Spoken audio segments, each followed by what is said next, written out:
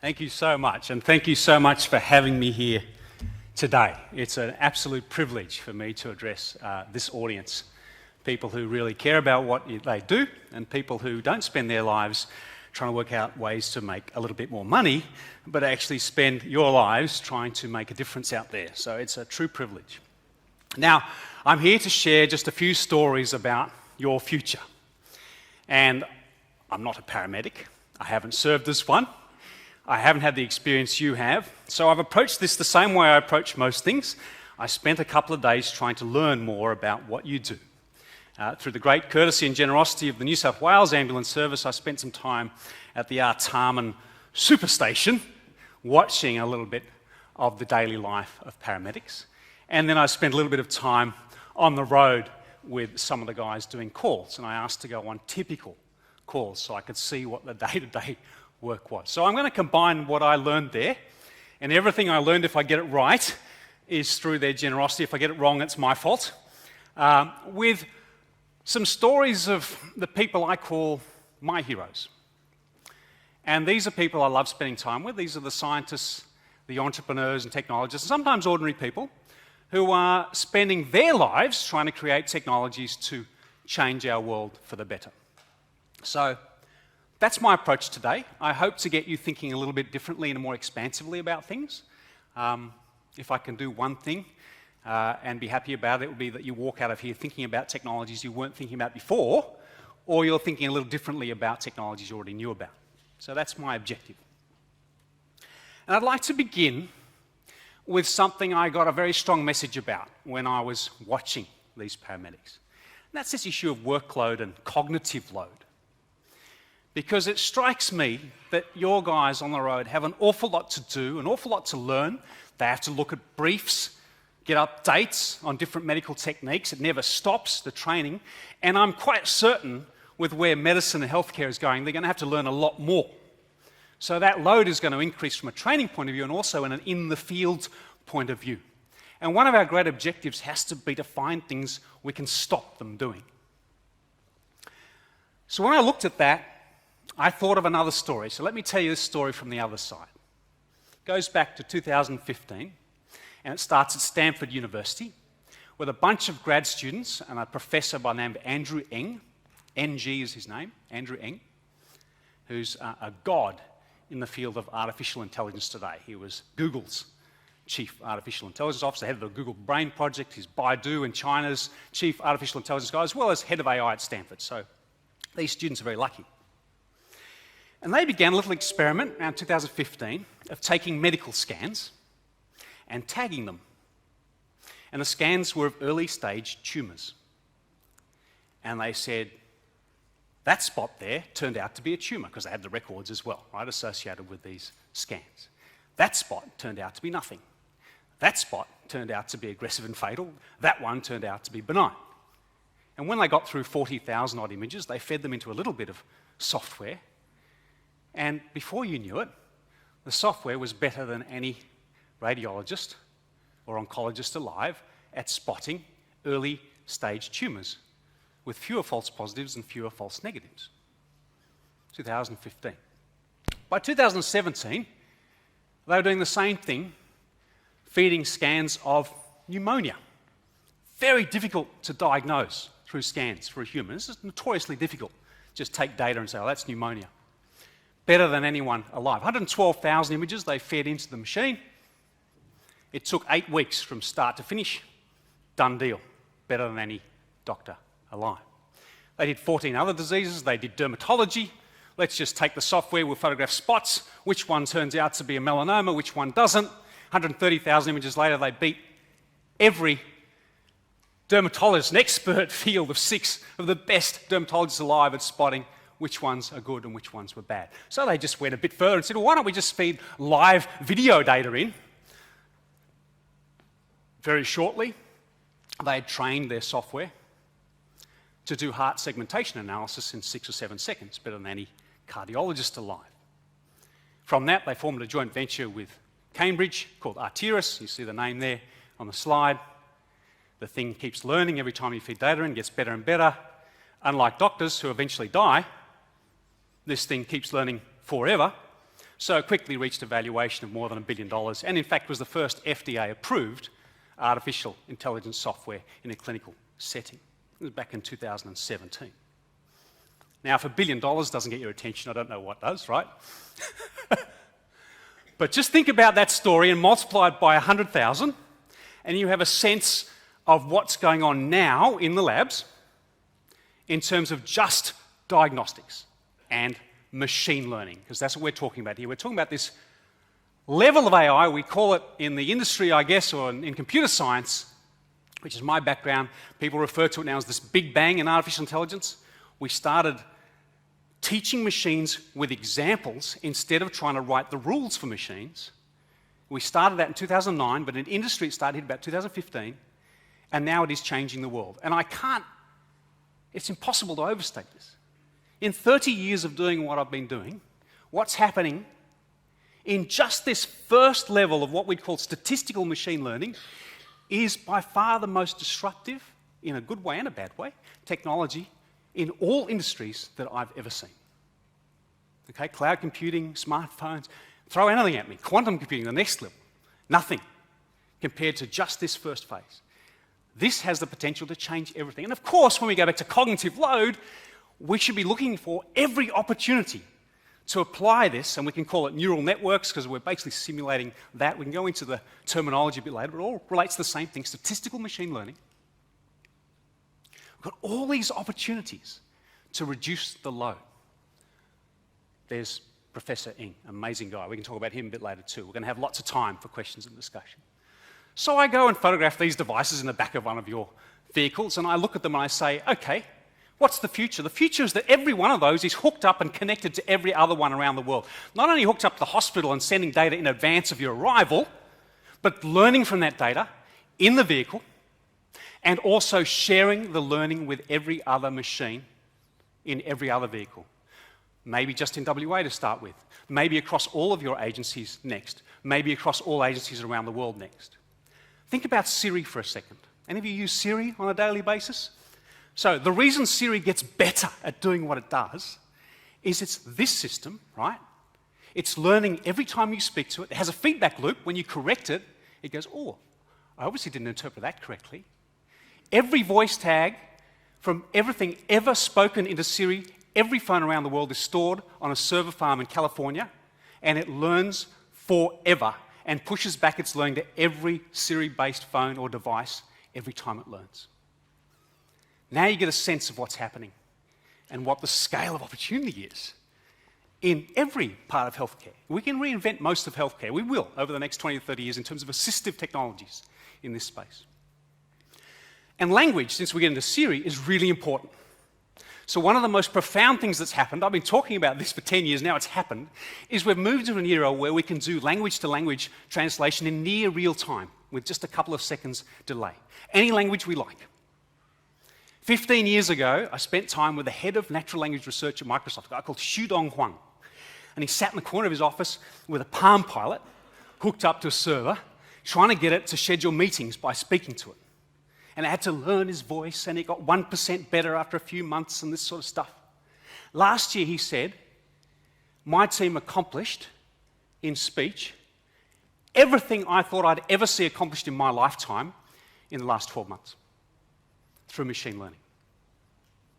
So I can now buy a set of earbuds from Mimanu, $350 US, which will translate between 37 languages spoken in and out. And all it does, like Siri, just goes to the phone, back to a server farm, and it gets better and better every time it does it. My father, who has advanced macular degeneration, was shown a device which cost $6,000 and it could do his reading for him. Fantastic. Except that I knew this was changing everything. We went out looking for an app. So we got a $350 app that outperformed it and got better every month.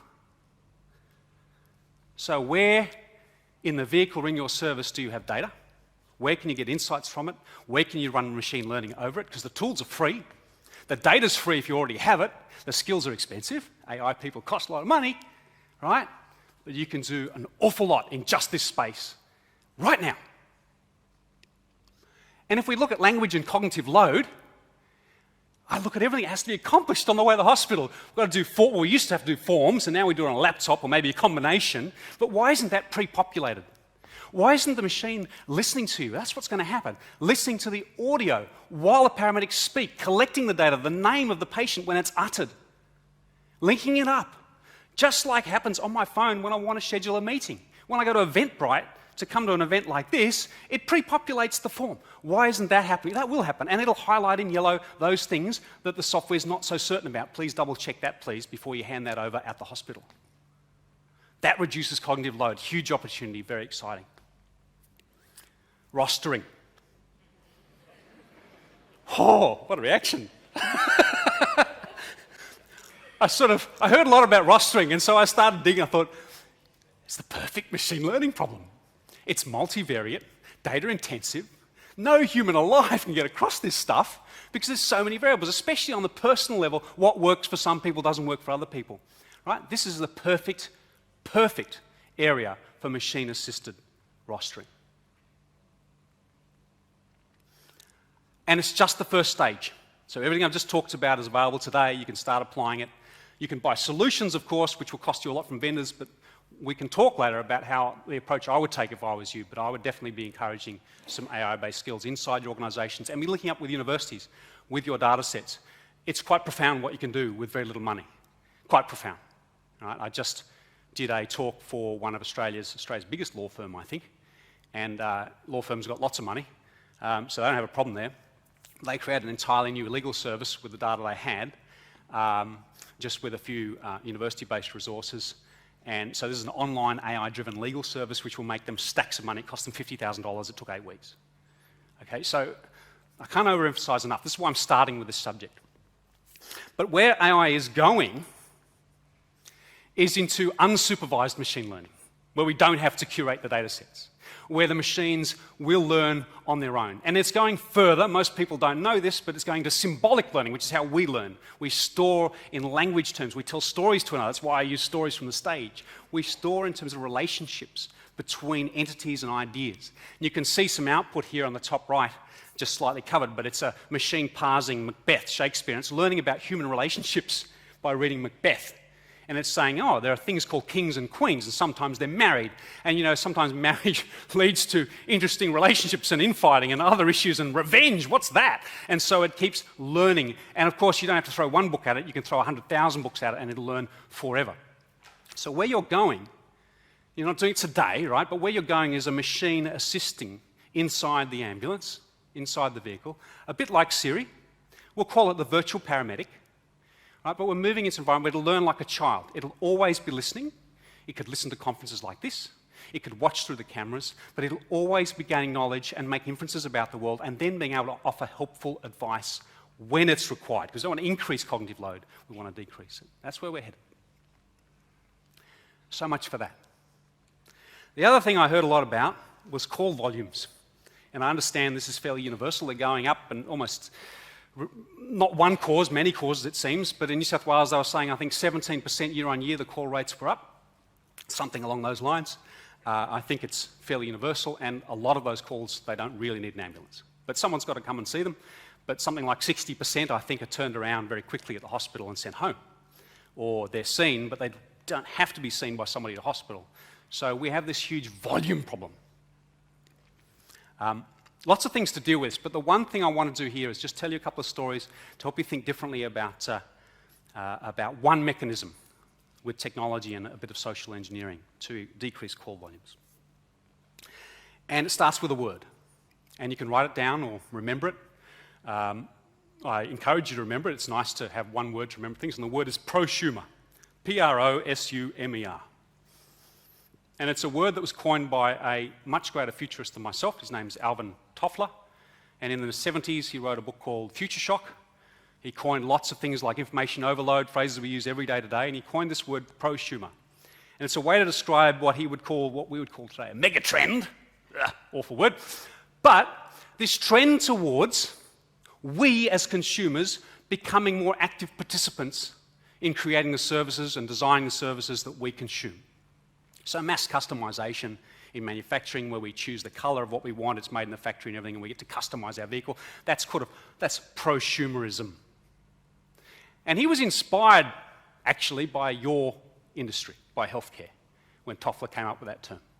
He was inspired by the specific example of the home pregnancy test. Margaret Crane invented that, didn't get any credit for it, being a woman at the time, but she actually went to a lab, 1967, saw these pregnancy tests in the company she worked with, asked about them. It was interesting because, hey, you gave them to doctors. Doctors waited for the women to come in. You had to do the test. They sent to the lab. The woman had to come back and see her GP to get results. And Margaret Crane said, what a load of bollocks. Why should any woman have to see a male doctor particularly, but come and have to see her GP to confirm her pregnancy? Why couldn't she just do the test herself? And off she went. And you see a prototype on the right there. That's Alvin on the left, but that's the first predictor for home pregnancy. That's prosumerism, right? That's taking workload out of the health system, giving it to the people who should be doing it and want to do it, by the way, in the first place. So it's a great word.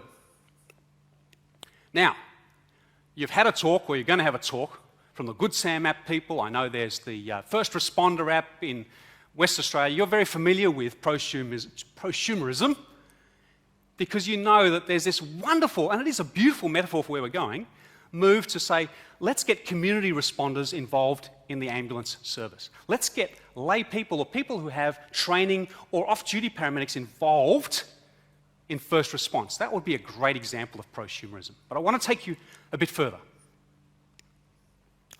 So there's a project in Detroit where I go, unfortunately sometimes, occasionally, called Project Greenlight, something you can go and do a bit more reading on later on. Now, Project Greenlight, now you'll know with Good Sam, you know, the idea is also you've got your defibrillators out there and you're all marked on the map, and you could use cameras from these first responders and they could link into you. So it's very, very profound. So let's just follow this camera thing a little bit. So a couple of years ago, the Detroit city, having experienced a lot of crime, looked into it and decided, oh, look at that, there's an awful lot of crime around 7-Elevens. So they started a little program with just 8 7-Elevens. They said to them, this is the city going to them, said, we'd like you to pay for your own cameras. It's just an option. And if you wish, you can pay for your own cameras and this signage here to say you've got this service, and you can connect them directly to the police department. So it's Project Greenlight. And therefore, people will think twice about committing crimes around your 7-Eleven. Now, what's interesting about that is they got instant results. So instead of the 8 first volunteers, as of a week ago, we're at 567 businesses of all kinds paying for their own camera equipment, linking into emergency services and monitoring at their expense, okay, because 50% crime reduction pays back a lot. 50% fewer assaults. 50% fewer 911 calls to your colleagues. That's another way of looking at prosumerism. I like it a lot. So when we think about some of you tapping into municipal camera networks, which you're doing, because you want vision and so forth, let's think about private camera networks. And let's think about hotspots. So let's go a little bit further. In Eindhoven, in Holland, they've got a street there where they've got all the pubs and clubs. So they've got all the violence, the assaults and the ambulance calls, and I'm sure there's one in Perth, there's certainly a few in Sydney, a couple in Melbourne, you could probably name them for me. And the 80-20 rule applies. There's an awful lot of Saturday night incidents that overload you from these places.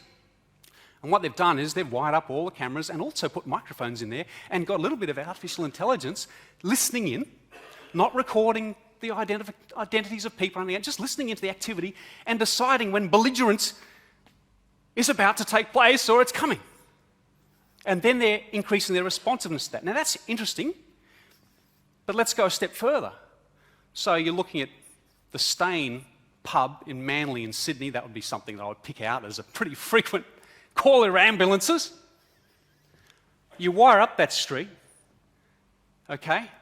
The sounds and the mics, and this is relatively easy to do. There's lots of research projects I've seen which do this, which analyse crowd behaviour and say, we are about to have a problem. Before we get to the point where someone strikes a blow, the lights are switched on automatically, the sounds drop automatically, the bouncers are alerted automatically, you avoided the assault in the first place.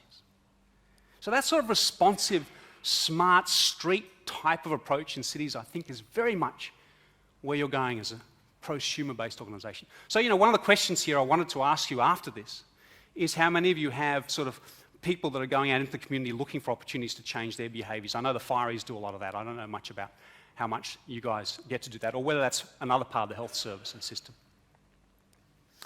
But it goes further. You see all these wearable devices, right? Now, a lot of medicos get very negative when they see that because, hey, you're going to get a lot of ambulance calls directly from the smartwatch. Okay, that's just bound to happen, and it's probably already happening. So that's an increased problem. And a lot of GPs say there's a lot of spurious GP visits that come out of people monitoring their data on their smartwatch and going, oh, I don't like that, I might need help. But to me, this is a magnificent opportunity because all you have to do is plug into that and start educating the providers of the technology, get into that system to help direct the wrong types of calls away from you. A more profound example than your Apple Watch would be Babylon. Show of hands, anyone here have heard of Babylon in the UK particularly? A few of you have, okay. Very controversial app. It is a chatbot, AI, to help people diagnose their medical conditions.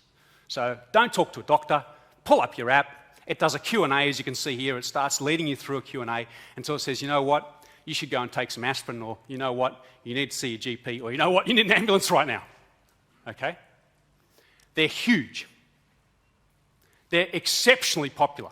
Whatever the health industry thinks of them, they are now restructuring the NHS in the UK because they are channeling patients to different clinics, which are funded based on the numbers of patients they get, right? So it's rewriting the rules of where the money goes in London. And they're coming here. If it's not them, it'll be someone else. But this is an opportunity, a huge opportunity for you guys to interface with them and make sure we route the right course to the right place. One more on prosumers, and then I'll get off the subject. But I love it, and a lot of it isn't technical, right? So we think of adherence. That's a huge problem for you guys. People that don't take the medication they've been prescribed. So have a look at something called Glow Caps. Been around, I've been looking at it for about 8 years. You can buy them off Amazon. But it's a metaphor for what we could do. So all these are little wireless pill bottles. So nothing more sophisticated than a Wi-Fi or a Bluetooth-based pill bottle that actually tracks whether people take their pills and when they take them. That's it. So think of Alzheimer's, right? Think of the people you know in that condition, or on the way. Think of carers and other people. Now, adherence is a huge issue. When people don't take their medication, they get into strife, they need an ambulance. But it turns out you can improve it massively just with a cap that glows when they haven't taken their pill, and then if they still haven't taken it an hour later, it calls their carer, not you, it calls their carer, like my parent or my son or whatever. And if that still doesn't work, calls their GP, calls them, of course, the patient, to say, hey, you haven't taken your pills. All of those things before it even gets close to calling you. Okay, enough on prosumers. Let's talk about transportation. And I know you've had a little bit of a talk about transportation yesterday. So I'm going to talk about vehicles first, but I want to get into other aspects of patient transport. And I need some water, excuse me, while I get that going. The vehicle. So, any of you own a Tesla? Show of hands. No one's going to admit to it. Show of hands, they're expensive, right? I'm rich. Show of hands for those of you who have driven a Tesla. Come on. A couple. I can see one. There's only a half hand. You're like, oh, I'm not driven. Couple. Did you switch on the auto drive? Did you actually go, oh, damn. You guys are conservative. Okay. So I asked Tesla, I said, oh, I'm a futurist. Can I have one of your cars, please? And can I borrow it and do a little bit of playing around? And they said, oh, yeah, sure. And I only wanted, a basic one, but they gave me the best one because they wanted to sell it to me. And I can't afford it. It costs a lot of money. But I did take it into Sydney and then I switched on the auto drive because I'm a futurist and, hey, I don't mind breaking the law in the name of research. And when I did, I have to tell you, my hands were about 1 centimetre off the steering wheel and my right foot was about 1 millimetre off the brake pedal. And it stayed there for about a minute. Okay, so it's a very strange psychological thing happens because I thought I would never, ever, ever cope with a driverless car. I like driving, I like being in control. Control freak, right? Takes about a minute, maybe 3. That's why I asked for the show of hands. All over the world, people say, yeah, I turned on and after about 3 minutes, I thought, oh my God. It was conservative. its range to the vehicle in front was incredible. Its station keeping was perfection, okay? They make mistakes. People occasionally die out there. We've seen it, right? But the psychology of, oh, it'll never ever happen, adoption, no, forget it. People adapt very quickly, even the die-hard never-evers, okay? Plus, driverless vehicles are already here and they're already through the community. It's just software and it's called driver optional, okay? And that will happen to your vehicles. You don't have to make a conscious decision. Mercedes, I'm sure, will put in most of its vans the ability to be driver optional, and it'll just happen by software. And it's up to you when and how you use it. So we don't have to even go there to much of an extent. That's just sort of something that'll gradually happen. But it gets more interesting when we look at the population of vehicles outside your service. Okay, so I'm in the States most of the time when I travel, and this is a photo my poor, long-suffering wife had to take while I chased some autonomous vehicles around Pittsburgh. Out the side of our rental car. Oh, there's one, quick, take a photo. You can't go anywhere in Pittsburgh without encountering driverless cars. They're everywhere. They've been running Ubers, picking up passengers since 2016. Now, they have a safety driver in most of them, but actually 2 US cities now have Uber or rideshare options with no safety driver. So they're running without safety drivers now. Okay, so it's worth noting. It's happening very quickly. And you might say, oh, then there's an accident. Well, the effect of one accident on where this industry is going is about the same as the effect of one aircraft crash on where the air industry goes. 0. Okay, so it's huge, and it's a tidal wave. And the action is all in commercial vehicles, rideshare, taxis, and not just those things, but these things, right? So this is a real trial near Colorado Springs. There's about 15 companies doing this. Does that scare you? Okay, now, so it's happening, it's real. You have to recalibrate, right? But these things will be all over our cities, I guarantee it. They already are. It's just a matter of, do I switch that on and not tell anyone? Right? Is it legal or not? That's the only thing. They're already out there. But one of the reasons when you see that, you feel this shiver of fear, is you think if one of those sensors fails, that's an 18-wheeler, and it's going to give your members a lot of work, okay? And that's because you tend to think of these vehicles like this. They're running around laden with sensors that kind of, if one of those sensors doesn't work, the LiDAR or the rangefinder or whatever, now we're in trouble. And largely that's how they have been, but that's only half the story. The future of all autonomous vehicles is not this. The future of autonomous vehicles is this plus this, where every vehicle in 10 square miles is sharing with every other vehicle what it's seeing, how fast it's moving, what it's learning as it goes, and all of them are learning together, just like Siri and all those examples I told you earlier. This is the future. This stuff is happening now, but when you start to think of it this way, you understand that it's really a self-healing grid of vehicles we're building, starting with commercial fleets. So think of taxi fleets and Uber fleets. So the future of ambulancing, well, the first thing that happens when you start doing this is you will be able to at least signal to the consoles of all these cars around you, even if they're not self-driving, that you're coming. That'd be nice. The next thing after that is, yes, there'll be some level of override and control, master override. None of these systems don't have human controllers at the top, by the way, so your dispatch centre would be able to have some sort of master control. Next level above that would be requisition your own Uber for those people that don't need a taxi, don't need a ambulance, or there's no vehicle available. So let's just requisition one. It's part of, it's integrated with your system. And that's before we get into a world where the large population of vehicles in Perth or Sydney or Melbourne are autonomous capable, right? So they're the sort of steps that we go to. Now, one of the things we have to be very careful of is, we'll get into flying ones in a minute, but is the population of vehicles out there. Because when transport becomes cheaper, and this is all designed to halve the cost of your taxi ride and your Uber ride, when in history have we used less of it? Okay, so one of the things we have to really think about is density. So in terms of your conversations with policymakers, a lot of you guys are CEOs, I understand it. So honest to God, right now is your time to be right in the face of city planners when it comes to all the automated delivery vehicles and things that are on the way. Because there are lots of companies that want to choke up every spare inch of real estate that's freed up by this sort of technology. I'll come back to that in a minute. When it comes to the vehicles, I said you don't have to sort of worry too much about it. The much simpler problem is automating taxi services in the air. It's actually easier, far less complicated. So these sorts of man-capable, human-capable drones are here. They're quite well developed. I met with the Chief Technology Officer of Boeing recently, so they've got one on the way. There's about 14 different companies doing them. They all know that this is coming. Trials are in Singapore this year. These are trials in Dubai, Melbourne next year. The first commercial services in a country or a place you're very familiar with will almost certainly be at Dallas-Fort Worth Airport. That's scheduled for 2023. So we're going to see taxi shuttles via autonomous drone between Dallas-Fort Worth Airport, which sits between Dallas and Fort Worth, between those cities. Because there's a class of passenger that will pay for that shuttle. Helicopter's very expensive, petrol, complicated, or fuel I should say. Electric, quiet, cheaper, a bit more expensive than a cab, but I'll take that, thank you, point to point.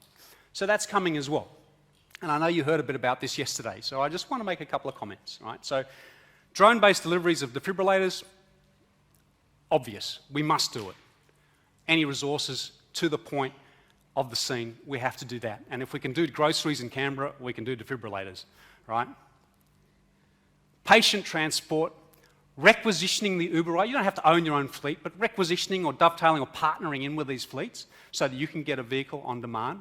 Absolutely, I think that's practical and possible. And it's probably in that 5-year time frame, maybe a little longer in Australia. I mean, the FAA has been part of the approvals process with Uber. Was that my machine that went doodle-doodle from the beginning? But in Australia, it'll probably take longer from a regulatory point of view. But very real and absolutely coming. The only weakness, by the way, in these vehicles is battery capacity. They have to be electric because they have to be quiet. But safety is very, very good. One of the vehicles, the previous one, not this Chinese one, which is running around with humans now, but the Volocopter, the previous one, actually has a parachute in the hub, and there's all sorts of backup systems and redundancies. They're very simple. But the flight time sits between 30 and 45 minutes. And that kind of sucks from a safety margin point of view. We'd like to have an hour extra up our sleeve, please. So that's another thing in the next 4 or 5 years should be addressed. So we're still on transport. Now we've covered a little bit of the sort of vehicle. I want to just give you one little story to help you understand the potential for fleet management and doing that differently. If you go to New York, there are 14,000 taxis, and you can't get one when you need one. It is a very inefficient system.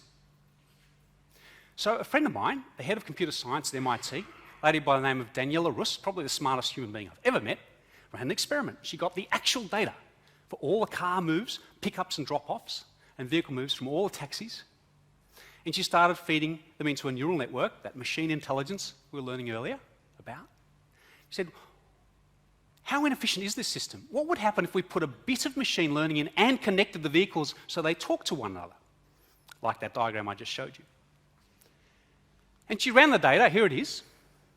And it turns out on the right-hand side it's green because they're very good wait times. Response times are good. You don't have to wait too long for a cab, green. So you can see over 24 hours. Red is on left. So there's a couple of different scenarios. Turns out you could get the same service level in terms of wait times for taxis and trip times with only 3,000 vehicles. 14,000 to 3,000. We're not talking driverless. We're just talking putting some smarts in the navigation. That's it. And machine learning, where are the typical drop-offs and pickups and all that? Now, I'm not suggesting you guys can get an 80% efficiency improvement in your fleets because you already try very hard to be efficient and you don't have competing drivers out there who are racing for the same job and all those things that taxi fleets have. But in terms of the application of machine learning, this opportunity is there for you now in computer-aided dispatch to start running neural networks over your data and saying, hang on, when we look at patterns of pickups and drop-offs, we look at diurnal variations, we look at weekly variations and seasonal variations, what can we do differently? How does that figure with our rostering and our allocation of vehicles and where we put them at different times of day? How can we just dovetail that in to the job allocation system? And there's Daniela at the top right. There's some of those delivery bots that are already out there doing deliveries autonomously in different places in the States. So expect those on a road near you soon. Lastly, with transport, because I know transport's big, I want to talk about the patient a little bit for that bit of transport from the house or the dwelling to the vehicle. Because when I went on the road with the guys from Artarmon, I was looking at this device and I said, how much does that cost? How much does one of these cost? 20 grand? More? Something like that anyway. I was told something like $20,000 for one of these things. And I said, oh, do you consider that a lot of money? And they said, not really. One back injury is worth a lot more than that. And I thought, okay, that helps me reframe my thinking as to what matters here. And I think that makes a lot of sense. But I was thinking about robots and, what could we do to help make this better? What could I present in Perth around this? I didn't come up with much.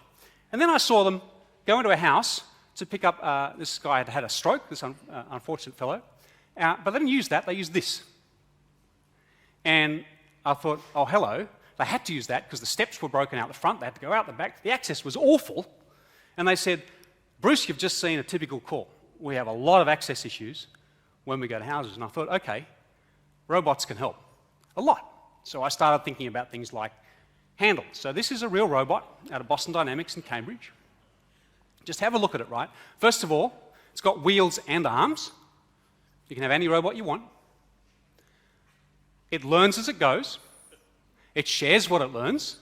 Think about this with every other version of itself in every other ambulance. So if you visit the same premises twice, you might learn about how slippery the grass is out the front and remember that for the next time.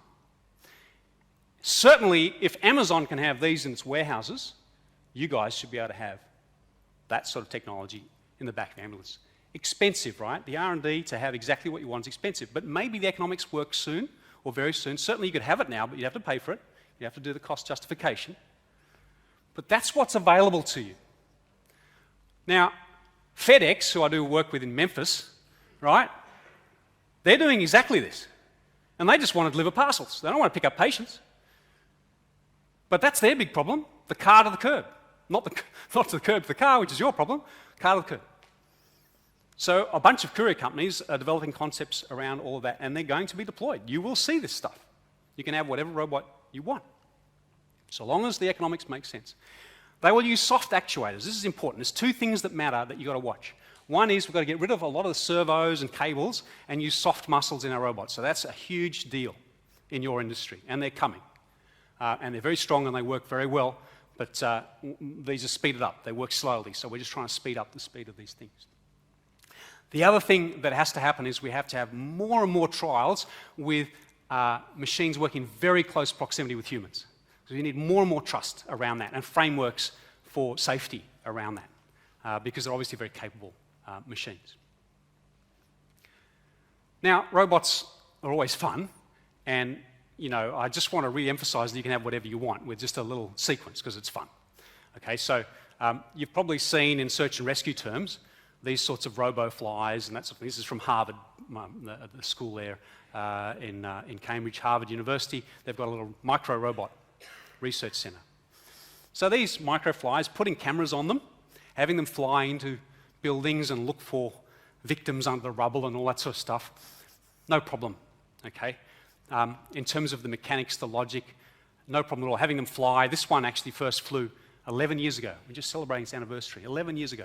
The only issue was battery, right? We can't fly them very long, big problem. So they're working very hard on that. In the meantime, because they don't have long flight times, they've been going crazy and sort of, now they make them swim underwater and then pop up out of the water and then fly, things like this. So the capabilities are extraordinary and they're real. In lab terms, they're very real. The science is there. So it's just the battery that's holding it back. And we can go smaller. You can get into the field of medical bots and injectable bots, and they're real as well. Very limited capabilities. To go to an extreme to push you a little bit, here's a 10 nanometer robot to help an individual sperm cell with its motility problems. Okay, it's a real robot. It's powered from outside the body. It's very simple, right? But it does that. So what I want you to do when you think robots is just remember you can have whatever you want. And this is what the leading roboticists say to me from Carnegie Mellon and elsewhere. They say, tell your audiences they can have now, 5 years ago they couldn't. They can have any robot they want. Will cost. But don't let yourselves be shackled by thinking that you can't have it. You can have it. So it all depends on the economics. Let's talk about safety. So that's another thing I heard a lot about. We would like to know more about where we're sending our paramedics to, and we would like to keep tabs on them more closely, because when they leave the vehicle, we don't know where they are. And a lot of them get assaulted, and they get in situations which are dangerous, and it's a big deal in this profession. So is that fair, that feedback? So I had a little think about that. So this is a photograph of what you might see, I guess, in the dispatching centre today. If you pull up some imagery, it'll be a static image, Google Earth style satellite image, so you'll know what the street looks like. You might be able to tell your paramedics what things look like when they get there, but it's a static image. So I want to talk to you about some wonderful game changers here that will absolutely change your lives. And they're not things you have to work hard on. Other people are building them, and they will be available to you. So one is this overhead, this idea of oversight changes fundamentally. Very recently, these guys, so this is just a little story to illustrate what's going on, okay? Just take you aside. Will Marshall and his merry band of researchers there started a satellite company in their garage with mobile phone components inside their satellites, and they actually became the biggest satellite fleet operator in the world. They did it with a launch, just like that, on the left, of 88 of their satellites in one go. Because they're small. They're not your granddad's satellite anymore, are they? They weigh 4 kilograms. They throw them up into low Earth orbit, so they're reusable. They burn up after a while, all that sort of stuff. Throw up another 88 or 100 at a time, and you can do some very cool things when they're cheap and small, and launch costs are going down because things are getting reusable. So the whole industry is being reinvented by people like Will Marshall and his crew. So they became, their company is called Planet, became the first company to offer a service where you could get satellite imagery of every square foot of the planet every day. No one ever offered that before. And other companies are going up and they're saying, we will monitor all the RF stuff, all the radio wave data that we can pick up from satellites all over the planet every day. And you can rent it as a service, just like you get Google Earth data and put it in your systems. You can rent that as well. To give you a sense of just how transformative this is, a year and a half ago, the total number of all satellites, communications, military, all satellites active circling the Earth was 1,500. This year, 2030, based on scheduled launches alone, 10,000. Okay?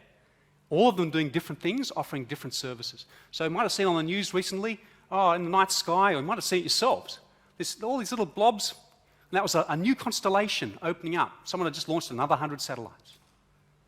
It is changing everything. And you might think space isn't relevant to you. It's massively relevant to you because they offer imaging, and that imaging won't be just daily, it'll be hourly, and then it'll be every 10 minutes, and it'll be every 5 minutes for every square foot of every capital city. So your dispatchers will be able to give, or beam, or send to the ambulance, or at least narrate, here's what we're seeing now. Here's the position of the truck. There's a spill. It looks like fuel. There are people running. You know, you've got that data within the nearest 5 minutes, maybe even the nearest 3 minutes. Not live video. That might be more than 10 years off. But this sort of data, well within the 10 years. So watch this space. I can rent this data. You can rent this data. Now that's oversight. And that's really nice. But it's also just one type of oversight. Another one, which is a game changer across all industries, but a lovely one for you, is when we look at indoors. Your paramedics go inside a shopping centre, they come inside a building like this, you don't know where the hell they are. I mean, they might radio you and tell you, but you can't track them. And that's because GPS, which has changed all of our lives in so many ways, doesn't work indoors. Can't get to the satellites. So what's happening here is a whole range of new technologies, but cameras are likely to be the winner. This is Google's, which will geolocate all of our phones indoors. So here is someone walking through a shopping centre. It shows you what's going on. They've got their Android phone in their top pocket, and it's geolocating actually where they are in the aisle of the hardware store. So next time you're shopping and you go, I see a shirt that would look nicer on Bruce McCabe than that daggy one he wears on stage, I can drop a pin and I can send him to the shirt in the store, right? So that's a whole thing which excites people in retail. But forget retail, just think about paramedics. You get to know where they are, always. Not only that, But of course, people that call for an ambulance now get to geolocate themselves to the nearest 10 inches inside buildings like this one. What does that do for your service? And this is something you don't have to create, you just have to dovetail into. It's very exciting, indoor geolocation. This uses cameras, others use magnetic footprints, so the compasses inside our phones, which are all in there in smartphones, so they actually use the unique magnetic signature of a room like this to map it. So one phone draws the map, every other phone that ever passes through the building just refers to the map and knows where it is. So there are lots of them out there. If there's a fire in a place like this, there's no reason why my phone shouldn't be giving me green arrows. Duck, follow the arrows, I'll take you to the fire escape. If there's a heart attack, follow the arrows to the defibrillator. You know, there's so many things we can do when we get into indoor geolocation. But safety was where we started. Now, you'll notice I haven't done a lot of talking about these sorts of interfaces. That's because I don't get very excited about these sorts of interfaces. I think you can have this sort of stuff, the smart glasses which overlay information. They look beautiful and sexy and they're great for presenters, right? I could throw them up and we'd have a lot of fun with them. But in general, they do increase cognitive load. And most of what I've observed in the field is that your guys are very human to human. It's not about throwing up a barrier of information between them. I can't see this as the future. I just can't. If I see a future in these sort of smart wearables, and I do with body-worn cameras and things, I actually see it as being something that's equally important to the wearer as to the patient. So I see something more like these smart glasses where the camera is very integrated and no information is displayed ever unless the wearer looks down the bottom right and then it shows context-relevant information only. I can see that. That could reduce cognitive load, maybe. But I also see those glasses as having been laden with biometric sensors and watching the health of our paramedic continuously, every shift, every day, watching for those signs of stress, thinking about PTSD, and not just supplemented by those biometrics, but by earbuds that not only do that translation we talked about, but also monitor the EEG. And there's a whole field of wonderful research in now interpreting intentionality and other things from EEG waves. And it turns out that earbuds are really good because they're positioned in exactly the same place every time. So they can learn about the EEG waves of the wearer.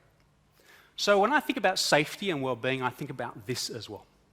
Somewhere in our future, there's a lot more of that sort of monitoring. And it might be just self-reporting. It might not be back to head office, but a feedback loop that goes back to the wearer. Hey, you know what?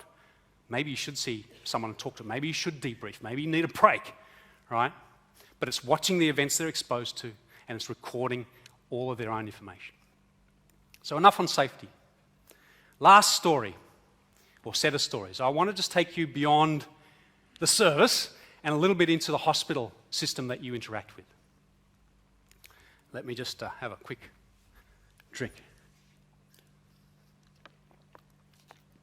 Because in all of my travels, and I'm not special, you know, if I offer anything on the stage is because I have wonderful, generous people who let me get into their labs and will talk to me.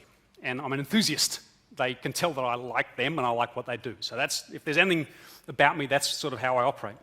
And all my travels, the visits that excite me the most are in healthcare, and they're in the people who are rethinking medicine. And I just want to take you through two avenues, which are just so profound. Things I never thought I'd be talking about on a stage. I really never thought I'd be talking about on a stage. But they also change what you do and how you will have to rethink your service. I'm going to stretch you a little bit into the future a bit more, but let's start with some things happening today. So you've all heard of CRISPR, right? Genetic scissors, very important technology. So we can run along DNA and we can cut things out and replace bits in DNA. And you know, we had those genetically engineered babies in China which were more HIV resistant, but also had other issues potentially. So you've heard about it, you know about it at some level, right?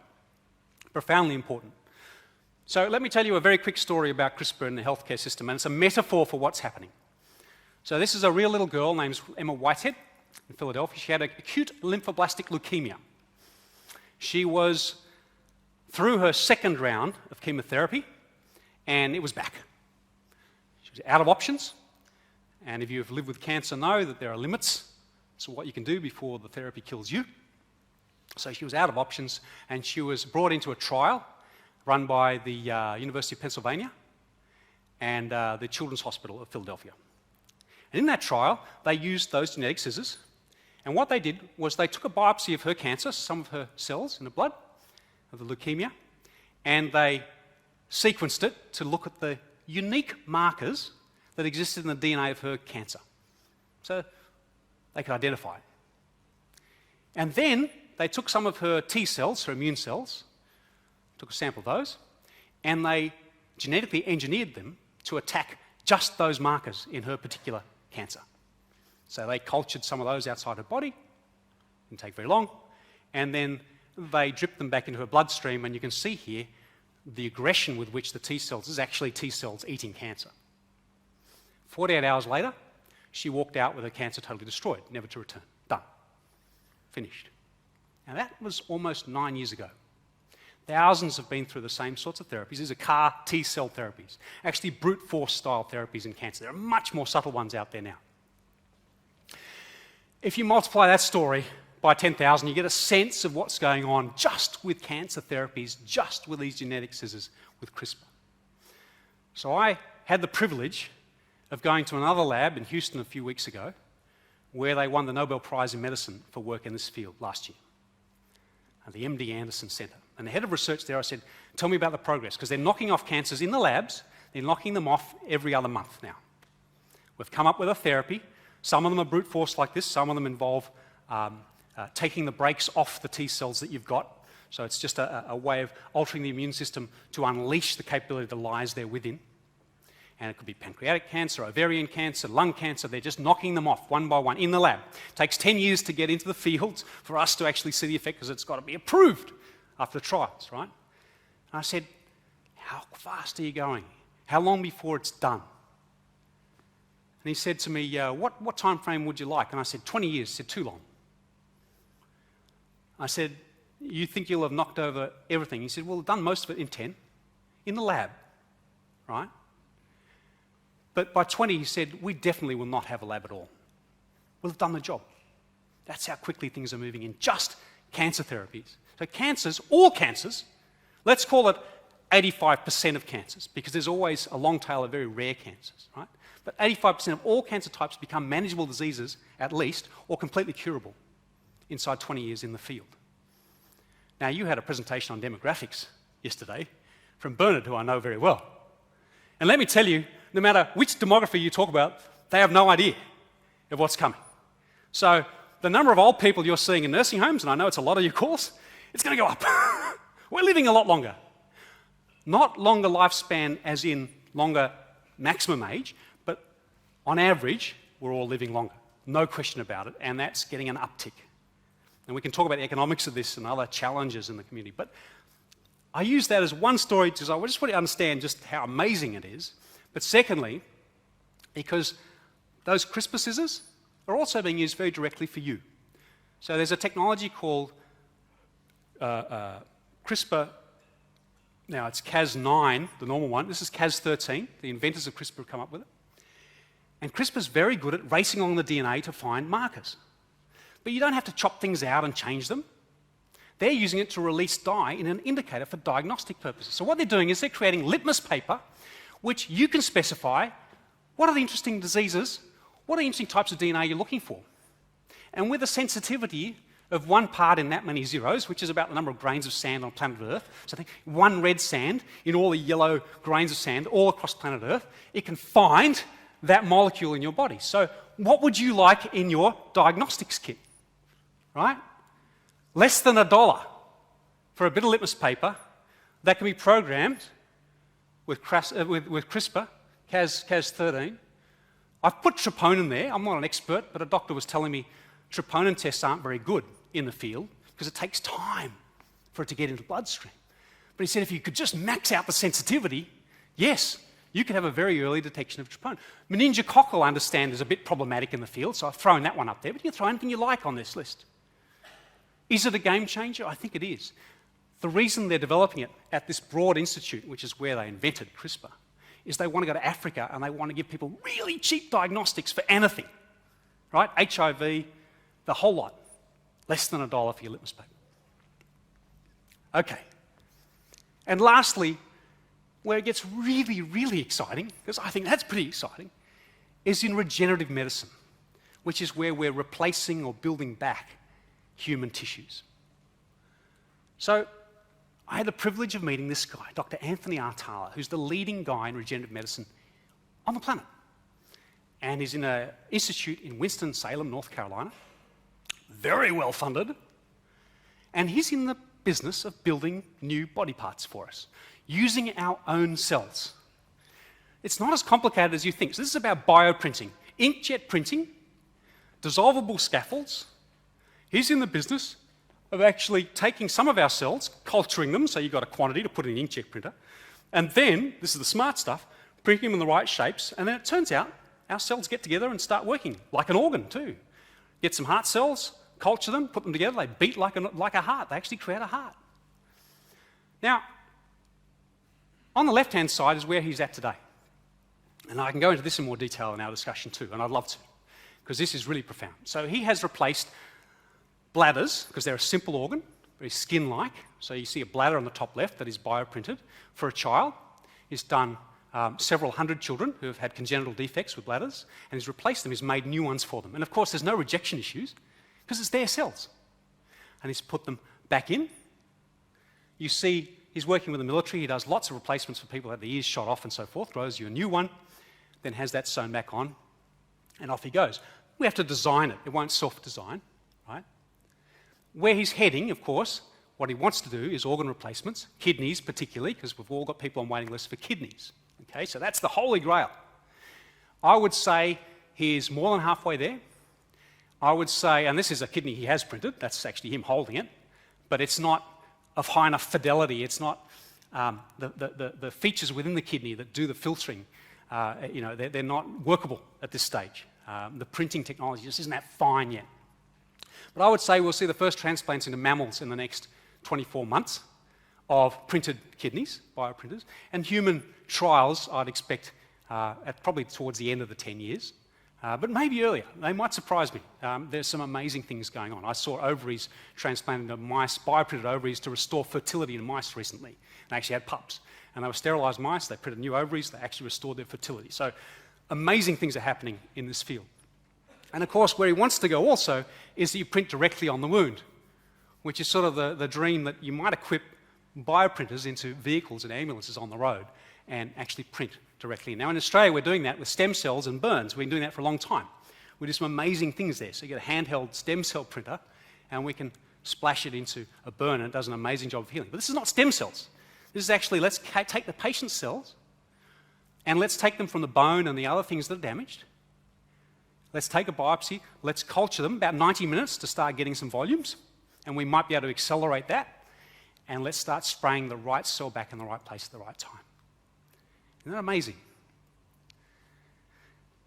He characterises his entire body of work as a race, right? Everything he does is a race to beat the scar tissue.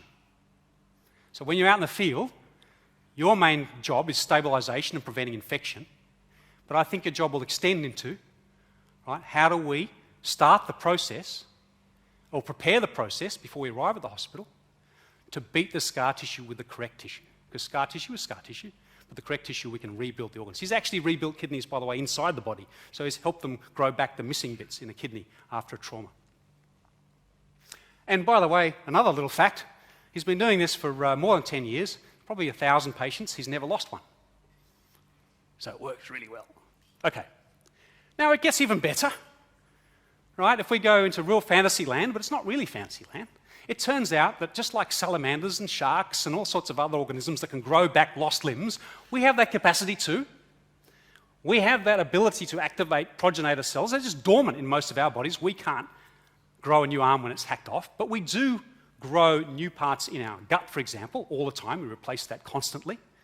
And it turns out we can reactivate parts of our body to grow back things that never could regrow before. So I visited this guy, Will McLean, Frequency Therapeutics, and he's in clinical trials now for a topical thing, so apply cream to ears to grow back, to reactivate the stemness, if you like, of our cells in the cochlea, and people are growing back their hearing.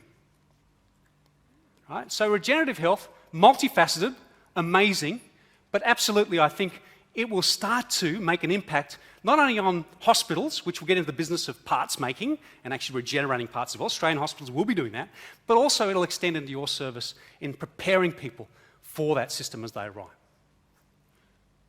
That's probably enough of me. Has everybody felt they've learnt at least one thing that's new today? Show of hands, yes? Thought a little bit differently about a few things. Okay, mission accomplished, thank you. I believe we've got a half an hour left to talk about all of this or anything else you want to cover, and I'd be delighted to take questions on anything I didn't cover today, any technology at all. So, thank you.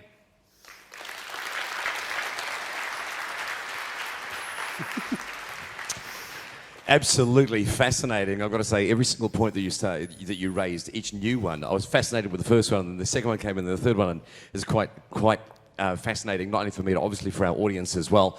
We have roughly 27 minutes or thereabouts to take some questions from the floor.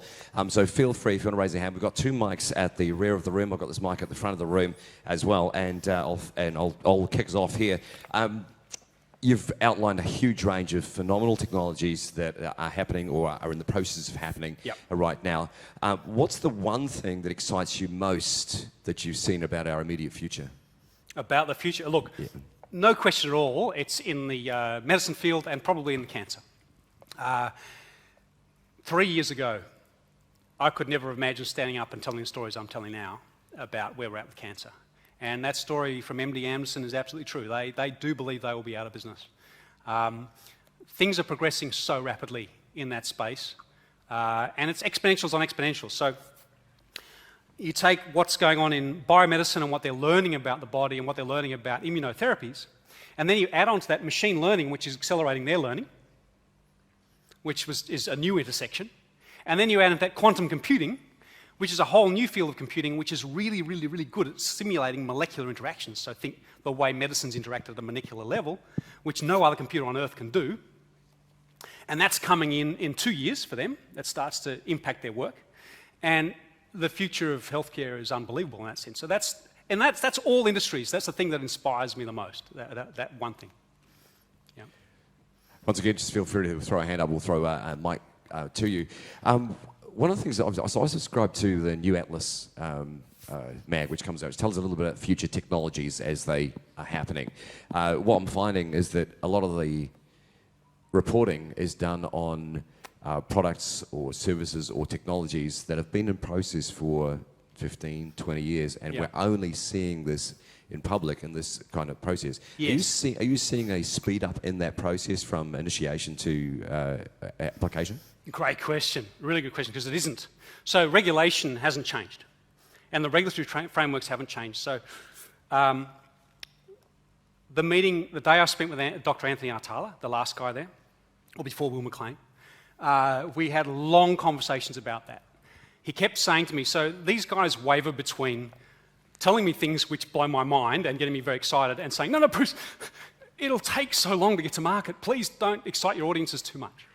Right? So it flip-flops like this, like a needle. And he's like that. And he says, the issue is, right, he says, we don't go public with a press release for 5 years until we've had a successful trial. So we don't go public with it for 5 years. There's a lot you don't know about.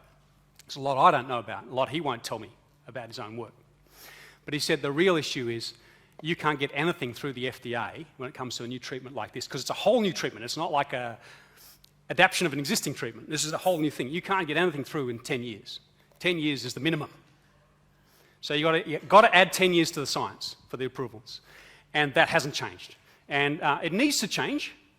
And I think social pressure will change it gradually. But the current medical approvals paradigm for medicines and everything, of course, is trying to catch up. Yeah. Well, thank you for the presentation. It was fabulous. You attended our 000. Have you seen the New South Wales Ambulance 000 call center? Or I haven't seen the call center. Yeah, okay. But I went to a superstation, so I hung out with where they had the ambulances. I looked at some of their monitors and so forth, and then I went out with them, All right. So, huge cognitive surcharge in the 000, and we receive calls. So, how long would it take for machine learning to be able to dispatch ambulances because it's all built on algorithm. Yeah, nice. The call center, the contact center. The contact center. Yeah, which we didn't even talk about, and we should, because those guys are under a lot of pressure. Same issues, as you point out. There's similar issues, right? There's load issues. There's complex decision making. And when we talk about machine assistance, I don't like to talk in binary terms about getting rid of people and replacing them totally with software. It almost never happens, and almost never we don't want it to happen. What we do want is for the same number of people to do vastly more work and be happy and not be overloaded. And that's kind of mainly where we head with most things. We do get rid of jobs, but so in the call center, yes, huge capacity to change what we do and to remove load. Clearly, like that vehicle system I showed in New York City, clearly just improving the efficacy of the decisions we make is one part of that. So which vehicle, given what we know, given what the software knows about where the vehicles are, where the patient is, but also what the hospital situation and status is across the board, which is a very complex multivariate problem, that's a fantastic one for machine learning to start activating. And if you've got good data, you could have a machine that could support your decisions at the dispatch up and ready in 8 weeks if you had good data and you had the right people. This is the sort of thing you can make quick inroads in. It depends on how good a data set you have, right? And it depends on all the human factors around whether you can get people off duty to help with this process. But I really strongly suggest if you've got a good data set and you're interested, you don't go and buy a vendor solution. You try and get someone ideally in-house, but get some students and interns from a university, some AI people that are into machine learning, get them in, pay them, do a little partnership and run an experiment and see what insights you can pull out of that data. You don't have to make it live, just see what insights you can pull out of that data in 6 or 7 weeks. And you might be absolutely gobsmacked. And then do a comparison between the actual dispatch and the machine-generated one. And see, at a certain point, you'll go, actually, we want to listen to that system. And you've got one. So the key is data sets, getting skills from somewhere if you don't have it already, and also feedback loops. You need something that's constantly comparing what the machine is offering with did it get it right or wrong, so you can teach it and get it going. But in the call center, there's so many other opportunities. So I believe someone's here is running trials where you actually listen to the intonations of voices, or software is, to see if someone's already getting cardiac arrest. And you can kind of infer it from what they're doing. I believe that's the case with at least one ambulance agency. So that's a really good metaphor, because it's data, okay? So another one would be your frequent callers, even when they're calling from a different phone, would be nice if your operator already knew that. Like, yeah, they've called 300 times before, so that's interesting. So then they can help in their decision process. That helps with the load. I've been in insurance companies which have been using for 10 years software without machine learning, but now they've added machine learning to infer whether a claimant is lying. Is that provocative? It's pretty provocative. Now, they don't call them a liar when they say my car was stolen, right? They don't call them a liar, or I had this accident and it wasn't my fault. What it does is just adds to the script automatically at the call center. It says, ask some more questions. That's all it does. Very smart. It says, this one's worth asking a few more questions, and let's just see where it goes. So that sort of thing, you can go anywhere with this stuff. Kia, I just wanted to thank you also. I was quite excited about the different things that you've been talking about in regards to advances in the health field, especially around cancer treatments.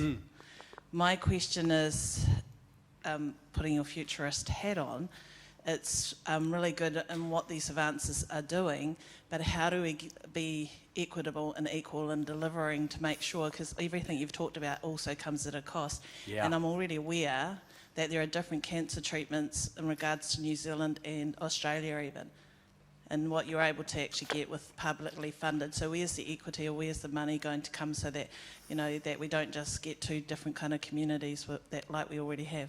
That's a great question. That's an awesome question. And it just gets to the heart of a real challenge we have.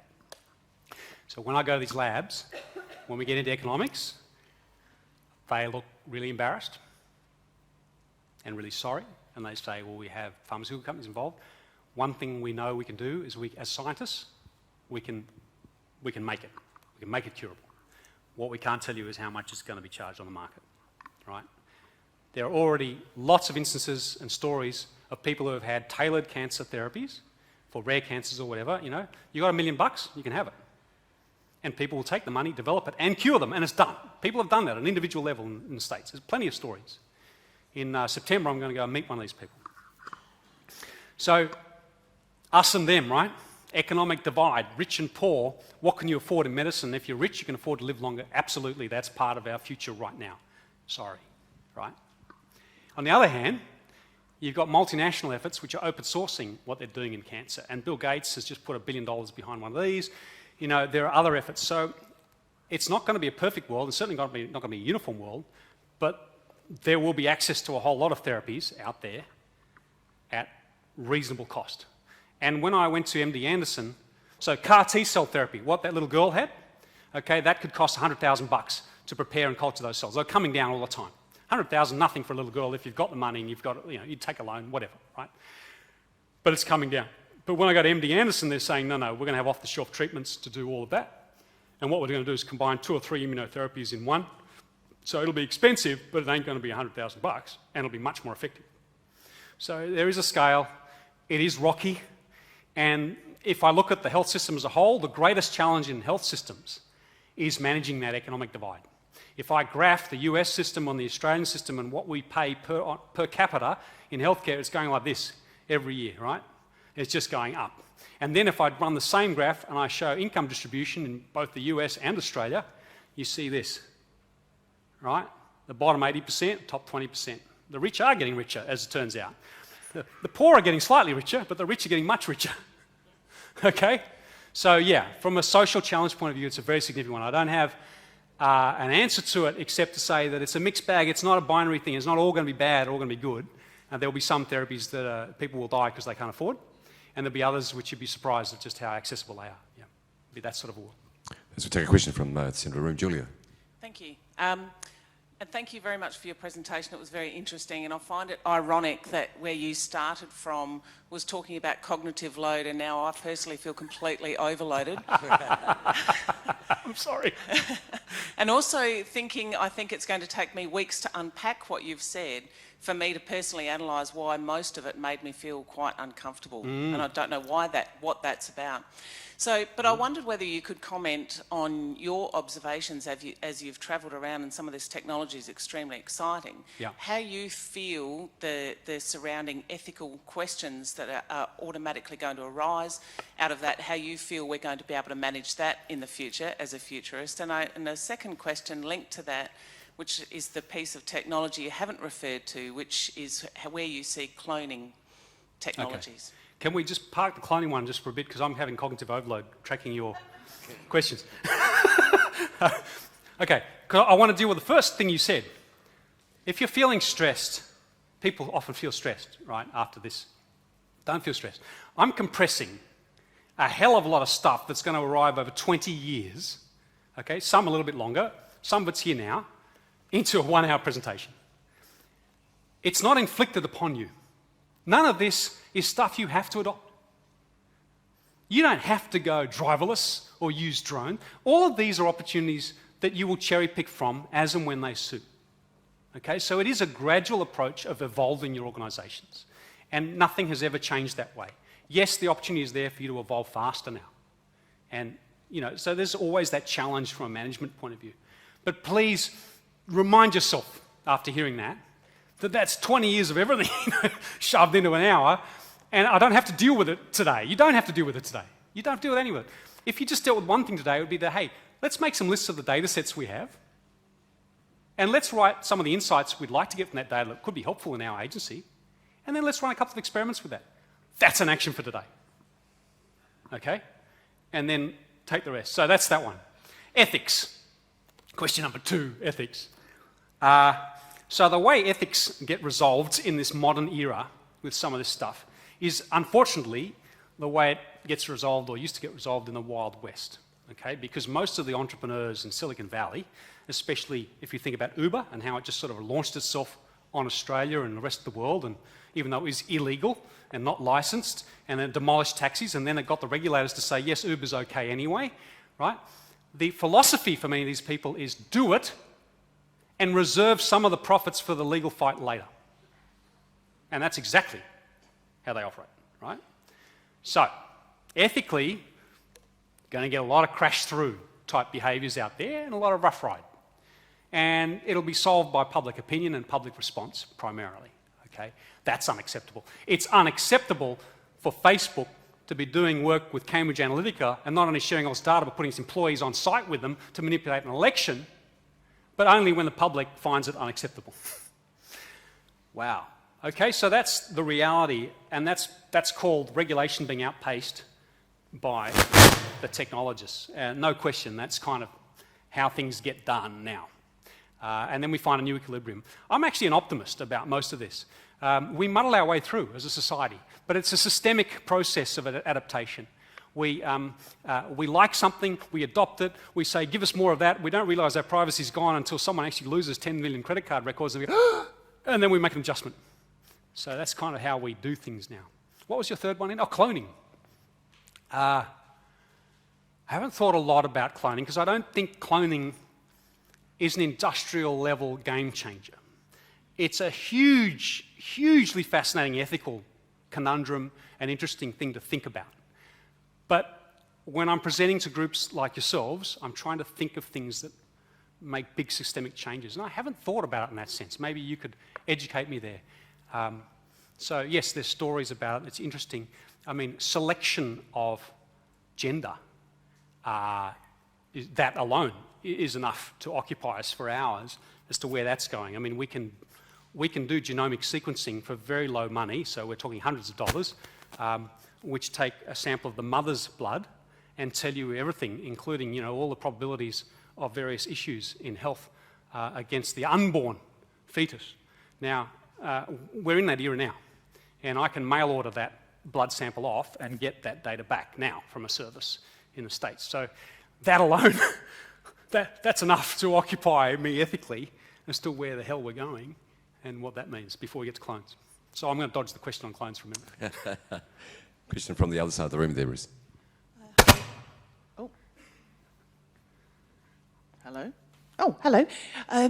Fascinating presentation, and thank you.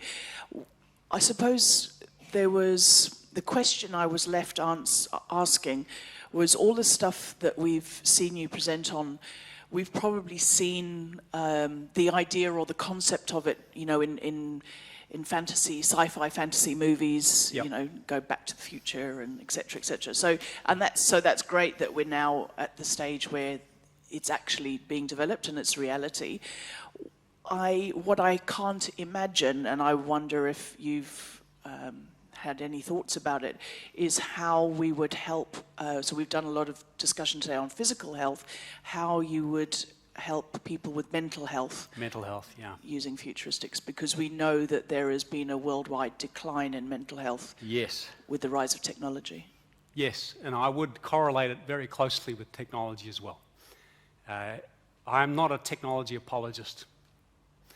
I believe that one of the most negative outcomes, systemically, socially, globally, in where we've arrived is that technology has outpaced the way we work biologically, mentally. So we are doing things on a daily basis with phones especially, but also the way we interact with each other and so forth, which biologically we're not programmed to do, and therefore we are sick and getting a lot of issues. In fact, when I was at our time and I watched the calls coming in, and I was blown away because I had no idea how many were mental health related.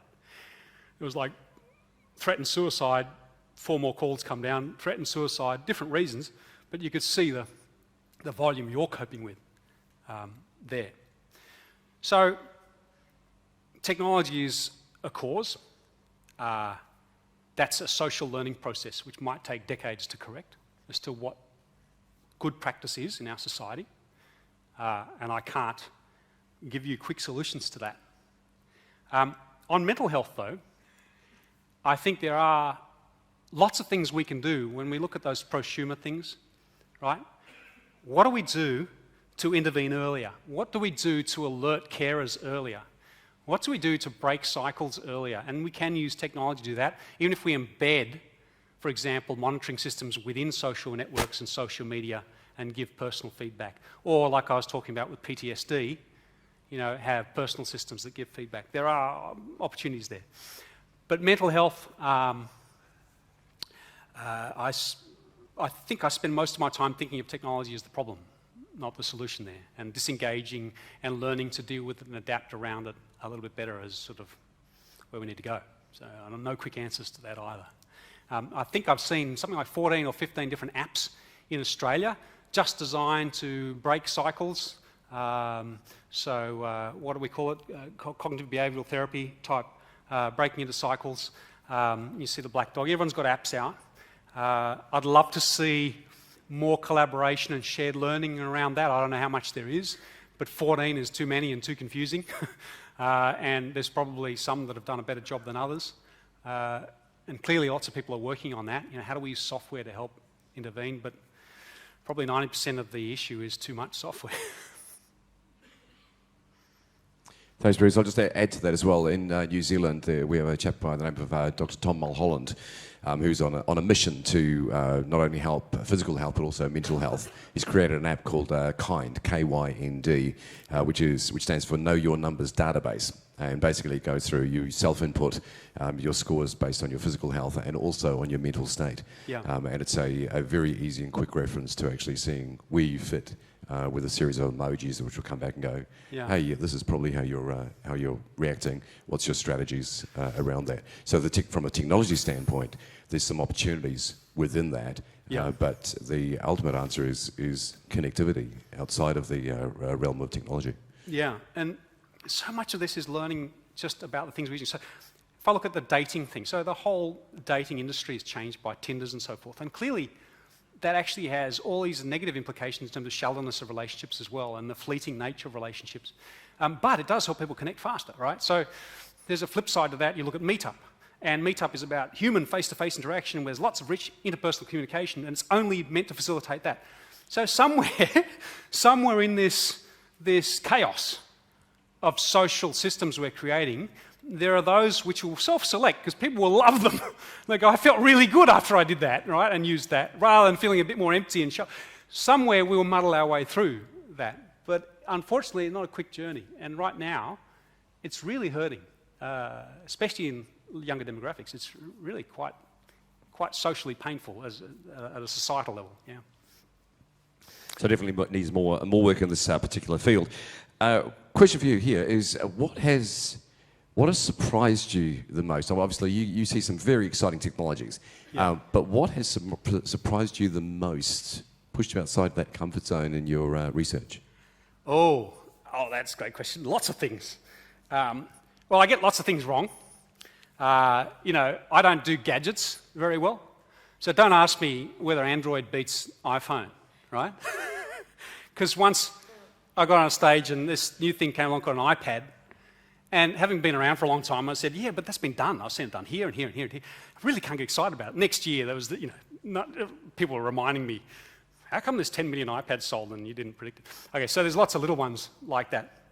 But on a grander scale, and again, it's a huge optimistic story. So I cover everything. I cover energy a lot. I do a lot of energy conferences and what's going on there, and a lot of computing and things. So quantum computing, I never thought would happen, and it's happening. I've actually held a quantum computer in my hand, and I've seen it from the beginning, from the very first IBM scientist who told me that we're going to do it, and I didn't believe him and argued with him, because I'm that sort of a guy, to the day when an IBM executive and a professor at MIT actually pulled my hand out and went, there it is, right, which was only last year. So the fact that we're working with computers which will store information not only on atoms but on the spin of one electron around an atom, that's sort of where we're at with quantum computers. So that's mind-blowing. But the most optimistic one, because now I'm getting excited about other things, would be in fusion energy. Now fusion is what goes on in the sun. It's not fission, it's not splitting atoms, it's joining atoms together to release energy. So we smash two hydrogens together, we get helium, and we get a neutron and we get energy. That's how the sun works. It's very clean, no radiation other than the first neutron and so forth. And fusion power plants have been a pipe dream for 50 years. Okay, we've wanted to do that because they're totally carbon neutral and there's unlimited fuel. Hello, solve everything, right? So the really cool thing is we're building one. The first one is almost completed in France. Very expensive, so it's not price competitive with anything. It's not even on the grid. It's an experiment. And it's called ITER. So That's mind-blowing, okay? And not only that, but I get to visit people who are in that field who have all told me that we're going to do it. We are going to do fusion. Now, it just makes my heart explode because climate change is what keeps me up at night. It is the issue that keeps me up at night. Nothing else does, but that does. And I get to talk to lots of people outside. But fusion, we are making stellar progress. Stellar progress. And it's all down to the magnet technology of confinement to confine these atoms and make them smash together more efficiently. So we should have fusion power plants which are price competitive with baseload coal and all sorts of other things. Sometime, there's a big time range here, but let's call it within 30 years, top end, but actually the bottom end now looks like 14 years. The first one's actually hitting the grid. And no one knows about it. And that blows me away. It's wonderful. So, thank you very, very much indeed. It's been an absolute pleasure being here for 90 minutes of Future Talk, which is absolutely stunning. It's happening now, but it's a wonderful view for us for the future. And I'll be around. I'll stay around. So yeah. Wonderful stuff. Can I get a massive round of applause, ladies and gents? Dr. Bruce McCabe.